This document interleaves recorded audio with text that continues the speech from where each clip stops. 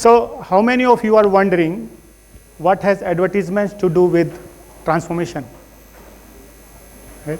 How they are related, right? So we'll come to that. Before that, let me help you who I am, right? So I am HR transformation consultant working with Deloitte Consulting, all right? But that's something that I do by profession, right?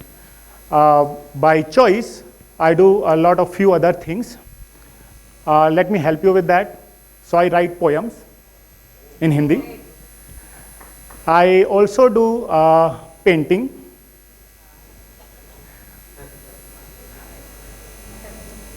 And unlike my poems, which are only hanging on my Facebook wall, I managed to sell some of these paintings, so they are hanging on other people's wall.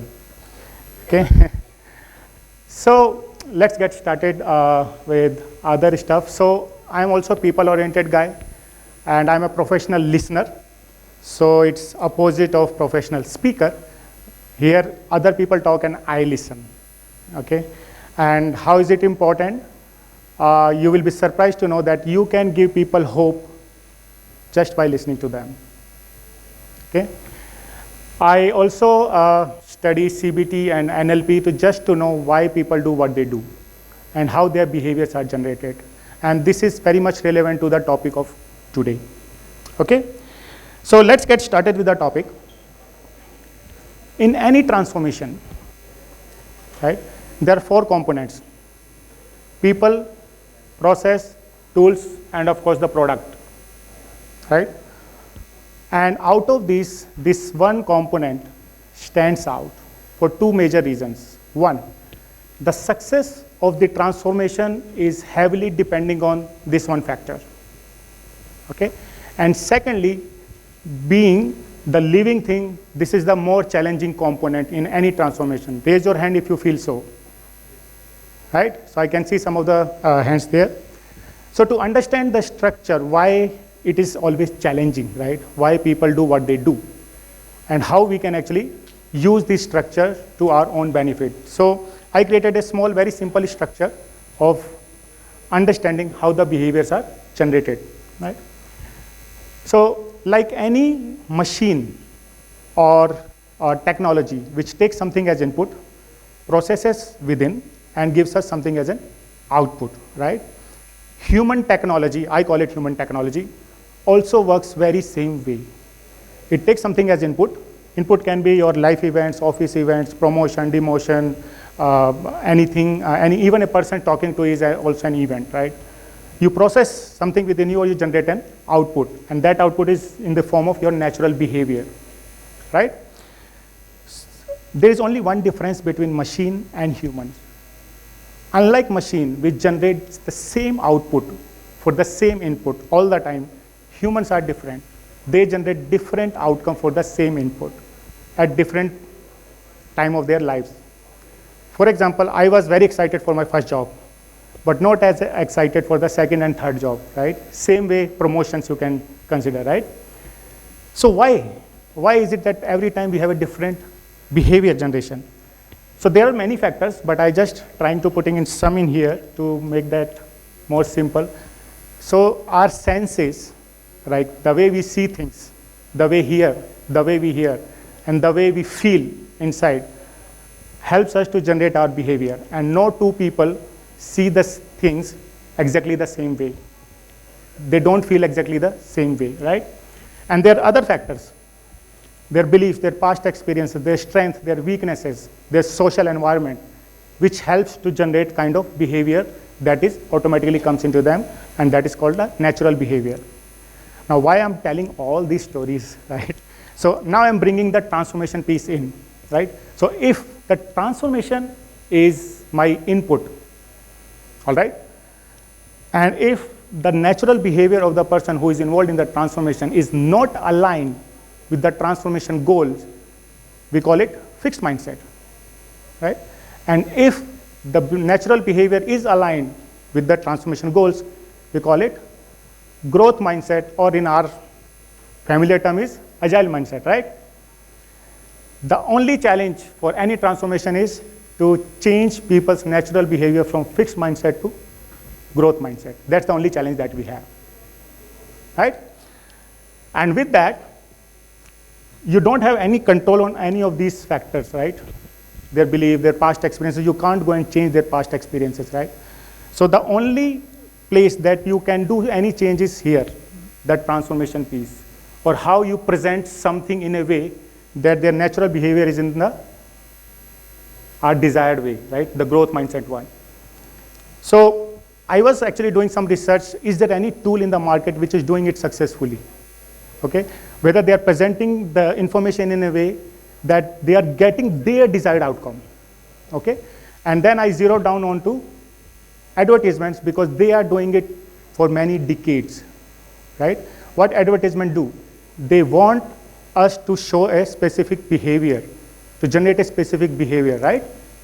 So they want us to buy their product. So that means we should incline towards that product, right?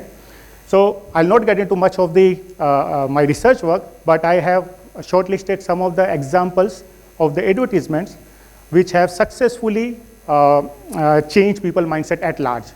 And we will connect it with our transformation journeys and what are the key takeaways and how we can apply them. All right?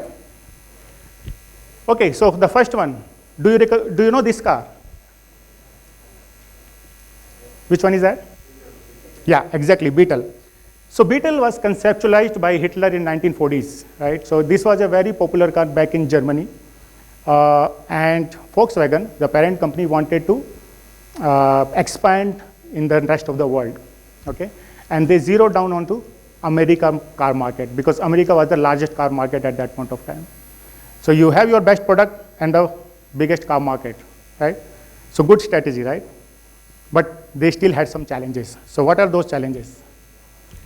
We are talking about 1950s, late 1950s, and these were the cars which were dominating American car market. And that means this was the people's natural behavior. They were buying these cars, okay?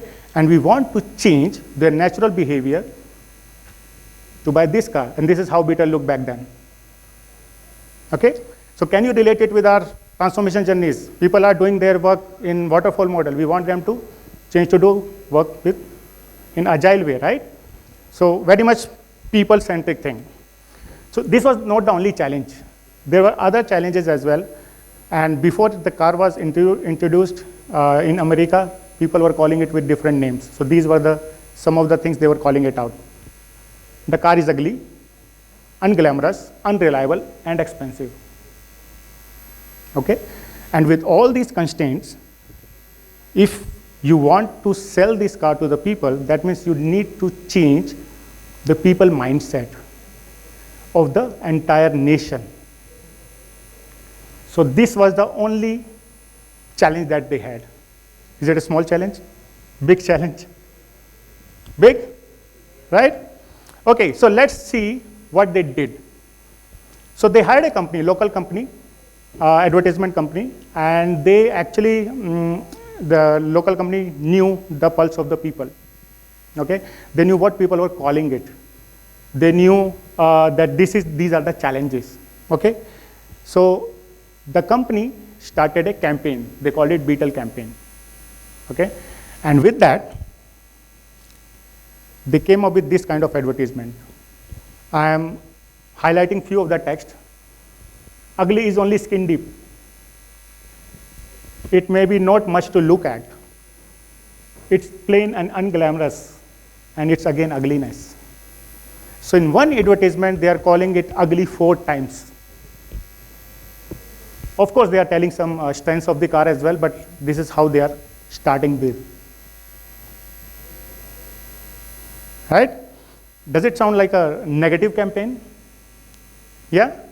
Okay, let's see more. So they're calling it small, they're calling it nobody's perfect, again, unreliable, and yes, do you earn too much to afford? That means expensive. So they are calling it what people were calling it. Okay? Now, what is the impact of this kind of advertisement? I tell you the outcome of this advertisement first. So this was launched in 1960, and by 1970, which was 1 decade later, America was buying more than 50% of its imported car from Volkswagen alone.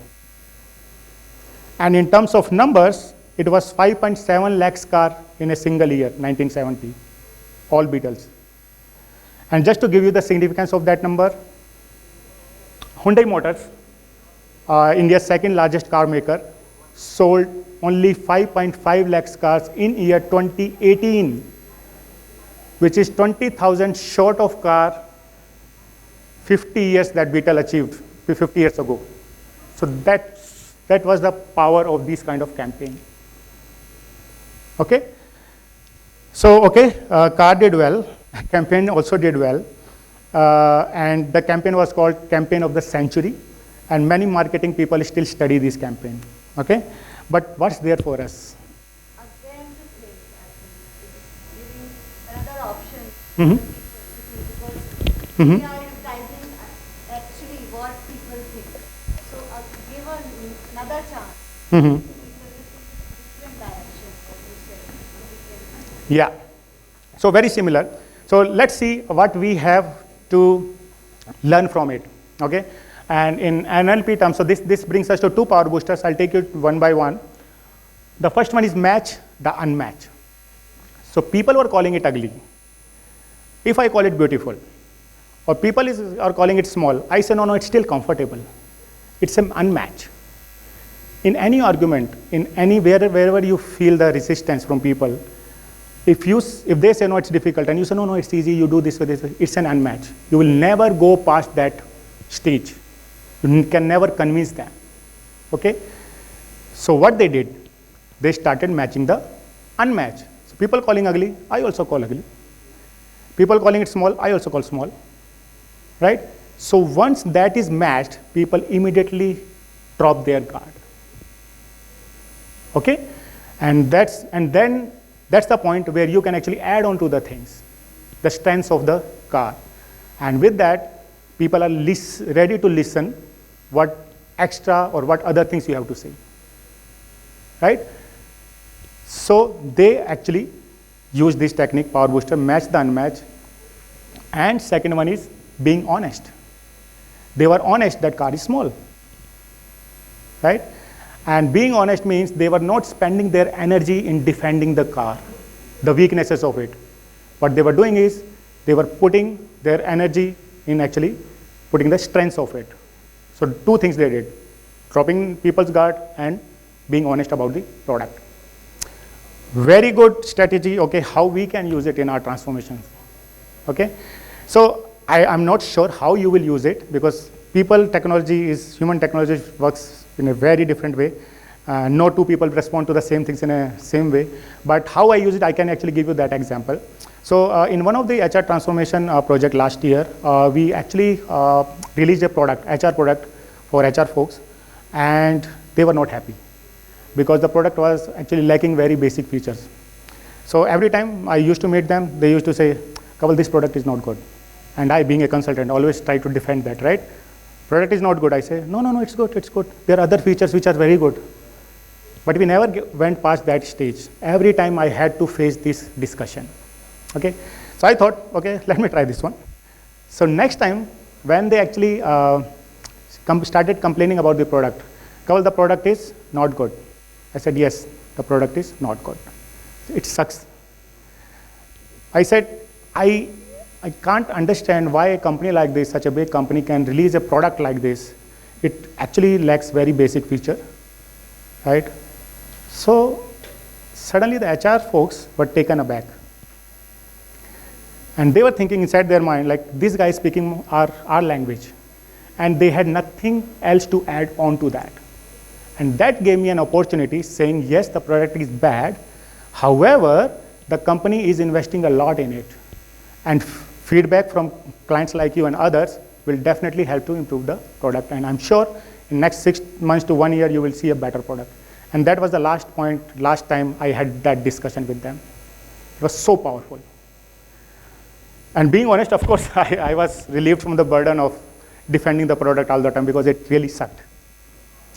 Okay? I think it happens at home very regularly when I got angry on anything and my husband would say, yes, you're right. And then I just, my anger vanished and we start talking about that thing. It's Yeah. like 14 years long marriage. Earlier we used to match we used to, call a lot. Yeah. Now when he says, no, no, you're running. See, live example. So, good you shared. So husbands, Like going, he said, so the thing is, he needs to make his point. And the time he says, you're right. The anchor runner said, yes, we were talking sense. so all the power boosters, yeah, good that you shared that. All the power boosters can be equally applied to your personal lives as well. Use it as and where you need them. But yeah, be careful, huh? Not try to apply everywhere. Okay? Tomorrow, okay, if you are a coach and tomorrow a Scrum Master comes and say, hey, coach, this transformation is killing me. Huh? Don't go and try to match that saying, oh, transformations are like that, and 3 people died in my previous transformation project. Don't do that, okay? So use your experience where you want to use them, okay? Let's move on to the next one. How many of you recognize this bunny? Duracell battery, they had this bunny, used to play drum against other bunnies and used to win against them, and that's how they were actually selling these batteries, right? So Duracell had created this bunny in 1973. And this was so impactful that they had a big market share in America between 1973 to 1987. And why I will come to that, why 87. They patented this bunny. So no other battery company could create similar bunny. So they ran very good for the next 15 years. However, in 1987, they lost the patent for some technical reasons. Energizer, which was a competitor, seeing the opportunity, came up with their own bunny. So it was more pinkier, was a bit modern, used to wear goggles, and of course slippers. So they also ran the same campaign.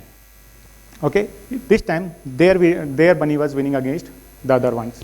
Okay, now the bunny campaign was very good, and people were liking the advertisement. However, they were not able to convert into the sales. Duracell bunny was still, their batteries were still selling strong in the market. Okay, and why? They actually did some surveys and actually interviewed all those customers and buyers, and they found out, and this was very interesting, they found out that even though people were liking the advertisement, even though people wanted to buy the product, but at the point of actual impact, which is buying, they were not able to relate in the supermarket the advertisement that they saw in the television, the bunny is actually associated with Duracell or Energizer. And since they have been associating this bunny with Duracell for the last 15 years, they were still buying Duracell. Right? So this can happen if you are conditioned to do something for a long period of time, right? I'll give you an example how actually I also faced a similar situation. So in HR transformation, of course in agile transformation as well, we actually do different way of working, right? We create new business processes, we create new roles and definitions, and we also create new guiding principles and all. What we do after that, we bring all the people in the training rooms. Okay, this is the new way of working. Okay, we give them hands out and all those stuff, and actually they do role play, and they do exactly the way this should be done in the new way of working, right? However, the actual point of time, actual impact point of time, right? When they go back to their seat, they go back to start working their old ways, right? So this is the parallel that we have with this advertisement. So how I solve this problem? I need to see how they solve this problem. Okay? So how they solve this problem is they did very simple solution. What they did, they pasted this bunny's picture on the packaging of the product. So now when I'm going in the supermarket, there's no disconnect, and I'm buying the right product. And because of that, rest of the 90s, they actually ruled the American market. What I did, I simply borrowed the same solution. In the HR room where HR people are working, I pasted all the relevant documents in the visual distance of all these HRs. Okay? And it was so powerful that the adoption was much, much, much faster than my previous projects. just visual distance, and then they actually seeing it every single day. Okay, so again, powerful one, use it whenever you find it. Again, use your experience. Okay, so power booster number 3, make the impact where it matters the most. Of course, we do all the right things. However, where it matters the most, we need to take care of that as well. Okay, next one. So these are 2 advertisements from 2 different foster cares. They encourage people to adopt children. Okay, we'll do a very small activity here. Suppose you have 10,000 rupees in your pocket, okay, and you have to donate to either of these foster cares. Okay, so there are 2 rules here. One, you have to donate. You can't keep that with you. Second, you have to donate only one of them. Okay, so one advertisement is with the couple, and the another one is with a child who is looking for his or her parents in the mannequins. Okay, so these 2 advertisements are here. So let's see whether you connect with this one, the left one, or more with this one. Okay, so raise your hands if you will give your money to the left advertisement. Only one. And I assume, because you have to give your money, right? All of you are actually giving your money to this one, right? Why? You haven't, you don't know anything about any of these foster cares. Correct. So this is an emotional connect that this advertisement is doing with you. And this is how you actually change your input. That's what I was saying, that transformation as an input, you can actually change the input in a way that you get the desired outcome, right? So, and there was one small trick I played here. Most of you are visuals and you feel all this stuff. So people who actually make sense out of the world is from feelings and visuals will easily connect with that. But the people who make sense out of the world from sounds, I did a small trick here saying, I'm repeating the statement, whether you connect with this one or you connect more with this one. That's what actually I just give a direction to your mind, because I wanted you all to select this one. Okay, so a small tricky thing from NLP. Okay, so but that's not the point here. So that brings us to power booster number 4, make an emotional connect with your team members than the transactional ones. Okay, I'll give you a small example. There was a manager. I was working with him about 3-4 years ago, and that guy used to make out time to meet every single individual in the project team, and he used to talk all the non-work related stuff, like how you are doing, how your family doing, where kids are going to school, and all those stuff, right? And I didn't get at that point of time why he was doing that. But now I realized that he was making an emotional connect with all of us. Okay? And the power of that single connect was that whenever the project required, we were staying back without complaining and without he even requesting for that. And together, we delivered many ambitious projects, all because of this one simple fact that he was emotionally connected to all of us. So it's again very powerful. So try to make emotional connect with whoever you work, of course in professional life and of course in personal life as well, and it will be much, much, much beneficial. I'll give you a few seconds to look at this picture. Okay, so there's a baby sleeping in, I think, his father's dress and all. So it's like, yeah, sleep like a baby. And I could see some smiles here. So that's my power booster number 5, smile. Okay, any transformation or any journey will be much easier when you smile. Okay, great. So these are some examples that I have chosen to actually for presenting to present here. Now I would request you very small activity. Just write down 1 or 2 power boosters that you think you will take with you and apply in your personal or professional life. I'll give you 2 minutes. And yeah, from these. And yeah, we can take up questions.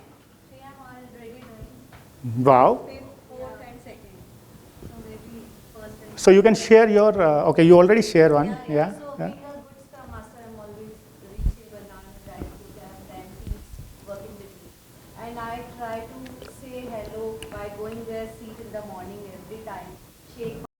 So KFC had a problem in 2018, February 2018 in UK.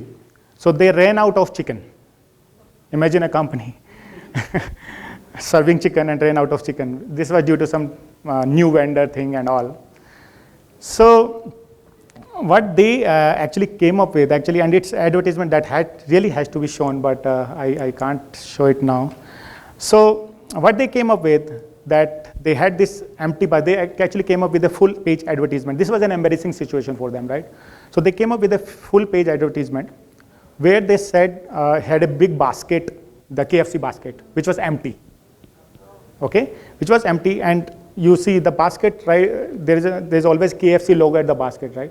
So they actually rearranged the letters of their company, and it read FCK. FCK, and you are free to fill in the missing letter because this was intentional, okay? And it was in a way saying that it is embarrassing for us, okay? And down there they had written, "We are sorry." Wow. Okay, a company like KFC expressing their sorry because something went wrong. And again, this was in the bold letters. Okay, and down there in the small text, very similar to Beetle one, they had all the reasons that we are working hard to bring us all these things back. Hopefully, we will serve you better whenever things come. So, with all this, I think they were out of business for some time, for a few months or few weeks, I don't know. With all this, they didn't lose the number of their customers when they came back with the business. Okay, and that's the power of sorry. Okay, no matter you are an employee, you are an agile coach, you are a leader, you are a scrum master, you are a product owner.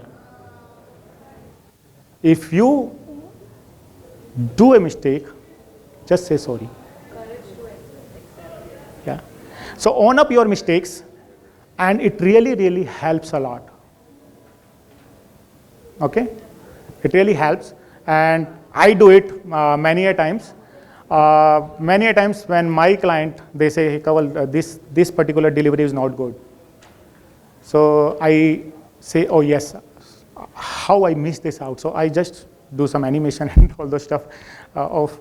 So I say sorry, and I simply say, "You really have that experience of identifying that there was something missing. Other people have not even even identified that, right?" So with all these things, it makes him also important. Okay, and then I add on to saying that you know what, I want to work with you on this particular thing so that we can design a better solution. And suddenly, this guy who is blaming me is taking the ownership. Okay, so this is how you give the inputs in a way that the output is the way you want it. Okay, so that was the sixth one. Sorry, I actually removed in the interest of time, but because you really wanted to know, so that was the one. First, second, and sixth are related. Yeah, human technology, you know, human brain, they all are related. One emotional triggers the another one, right? So that's what it is. Okay, thank you very much. Thank you.